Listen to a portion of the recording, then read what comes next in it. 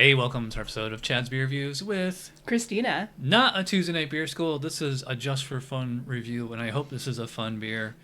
There's another one from Unbranded Brewing. A few months ago, we did their another like a barrel aged imperial stout. Mm-hmm. This is another one. This one's called Cat versus Dog, and it like cat kind of looks like Batman and the dog. That's from 𝓼𝓬𝓮𝓲𝓷 Brewing. They make like all sour slushy beers. Anyway, they call this a barrel aged stout with cocoa nibs from Ghana, Uganda, and Philippines, white milk chocolate sauce, white chocolate sauce, and Madagascar vanilla. 750 ml bottle, 13.1 ABV, and it's from Unbranded in 𝓼𝓬𝓮𝓬𝓲 and 𝓼𝓬𝓮 Brewing. I think they're out of Miami. All right, so we're breaking out the fancy. I'm gonna pour this right on camera. You can see coming out of the bottle. It is like a it's actually like a deep ruby red. It's not like crumbled Oreo cookies, but yeah, pretty small head on there, which is pretty normal for like big imperial stouts. Yeah, mine's gone. Oh wow, this smells very sweet. Yeah, it reminds me of something else we've had, and I can't remember which one it was, but probably another stout. Yeah, it reminds me of Bourbon County. Yeah, it does. It has a very high alcohol smell to me. Yeah, and it has a very like black currants.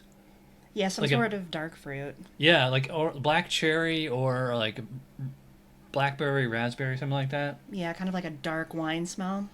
Oddly enough, despite all this chocolate stuff they threw in there, it doesn't smell like chocolate to me. Like maybe like really dark chocolate. It's dark. It's kind of like that Tootsie Roll smell. A little artificial. To me, it's very fruity. I don't really smell. It doesn't smell like a pastry stout to me. No, I don't smell pastries. But it does smell like a good bourbon barrel aged imperial stout. Yeah, so far so good. All right, let's give it a try. Cheers. Cheers.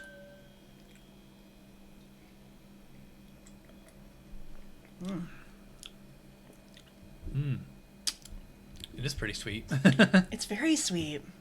To me, it tastes how it smelled. To me, this is like very. To me, it's very berry. I don't mean to like. Yeah.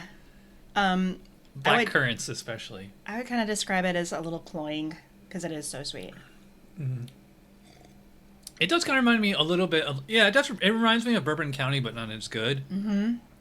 And again, I am disappointed because the whole reason I bought this, because they made a point of saying Madagascar vanilla beans and chocolate sauce and all that stuff, and Yeah.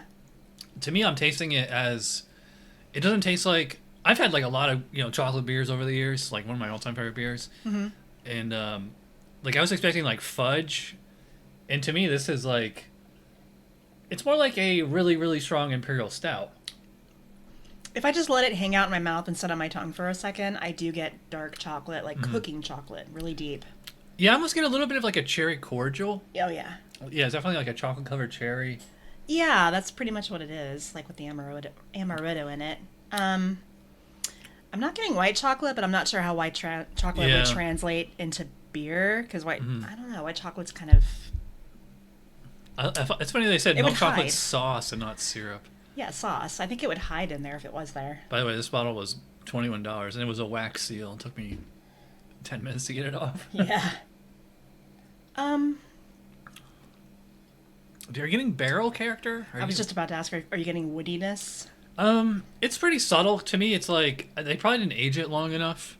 I forget how I know I just saw my review of the For the Glory. I forgot, even though it was a few months ago, but I remember that being more barrel-ish than this one. Yeah, it's not very woody. I will say, like, this is a really solid imperial stout at the base, though. Mm-hmm. So, I mean, like, I bought this on the, going into it as a barrel-aged pastry stout, so I should get, like, barrel, bourbon, and, like, all these chocolate flavors. Yeah. Like, I'm getting, like, just more of a really strong imperial stout. Not that there's... Like, and I'll say, like, the imperial stout for what it is really good. It's just that, these flavors that you said on the label, I don't really get. Yeah. It drinks very heavy. It's not. I would say it's. Yeah, it's a strong beer, but I don't.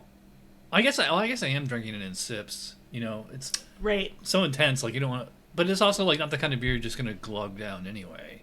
Yeah. It's not an IPA where you can just kind of suck it down.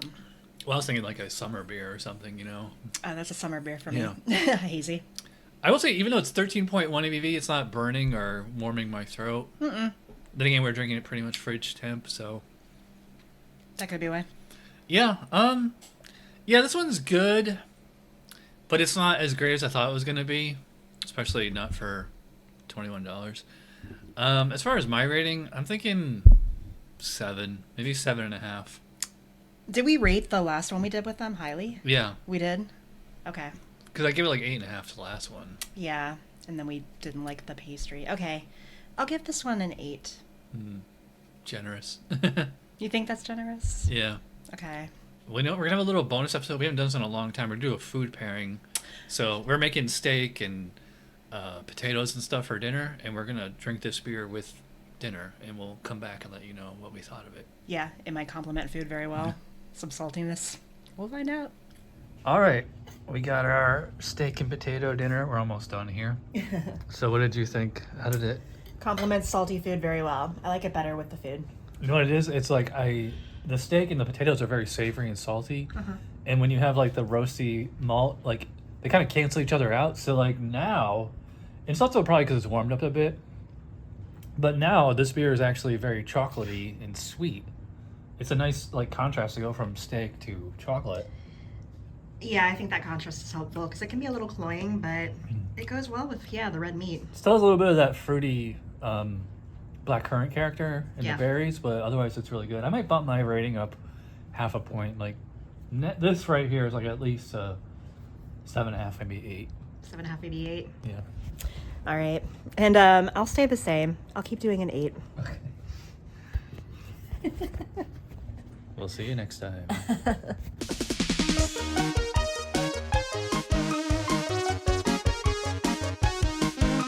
Somebody brewed it. Chad just reviewed it. Thanks for watching Chad's beer review. Trust me, the next episode will be a lot better.